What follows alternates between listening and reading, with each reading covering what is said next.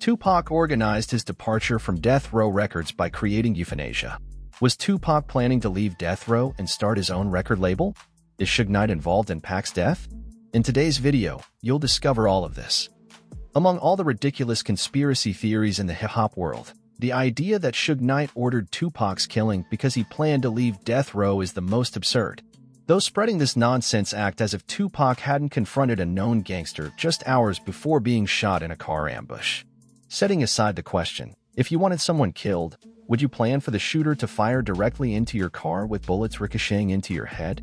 But, as with most conspiracy theories, there's always a grain of truth somewhere. Tupac did indeed plan to leave Death Row Records.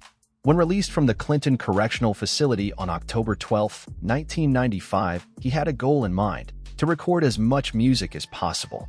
On his first day out, he finalized Ambitionz as a writer and I Ain't Mad at Cha. Pac's next album, The Don Killuminati, The 7-Day Theory, was completed in 7 days. The lyrics were actually written and recorded in 3 days. It was the album's mixing and mastering processes that took the additional 4 days. You can view Pac's incredible work ethic and frantic recording pace as the rapper making up for lost time, or as a sense that death was imminent, as many of his songs predicted. But there's another way to see it. Tupac's contract with Death Row stipulated 3 albums, and he was trying to release them as quickly as possible to break free from the label. 2 weeks before being shot and killed in Vegas, Pac granted an interview to Vibe. "I don't care if I don't get along with anyone else at the label," he told Rob Marriott. "This is for Death Row.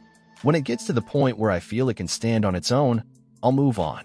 But Suge and I will always do business together, forever." What's intriguing about Pac's interview is that, while he swore absolute loyalty to Suge Knight and Death Row Records, he also strongly implied that he planned to eventually leave the label. He had loyalty to Death Row. He didn't sign just for financial reasons because, at that moment, any label would have signed him, explained Wendy Day. She had a strong working relationship with Pac, as he was the first advisor for her nonprofit project, Rap Coalition. Part of the reason he chose Death Row was because he felt the East Coast was against him, Day said. He believed all the powerful music influences, from Andre Harrell to Puffy, were a conspiracy. Remember, when Pac was in prison, and I believe this was a chess move by Suge Knight, went on stage and taunted Puffy. I think he did that because it was the perfect way to instill in a new artist his intention to support him. In a 1997 New Yorker article, Charles Ogletree, Jr., the lawyer who represented Pac in several cases in his later years, revealed that the rapper was moving to prepare his future beyond Death Row, such as creating his production company, Euphanasia, in February 1996. He had Euphanasia, explained Ogletree. He had the Outlaws. He had his film deals. He was building something that would be part of a single entity. He had a strategy. The idea was to maintain a friendly relationship with Suge but separate his business.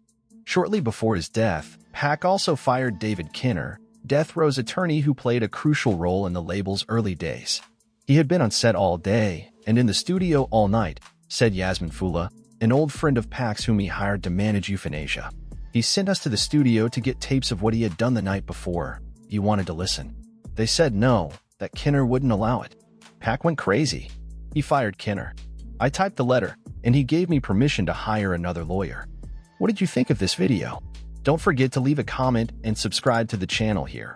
Oh, and your like is very important for the growth of the channel. To the next.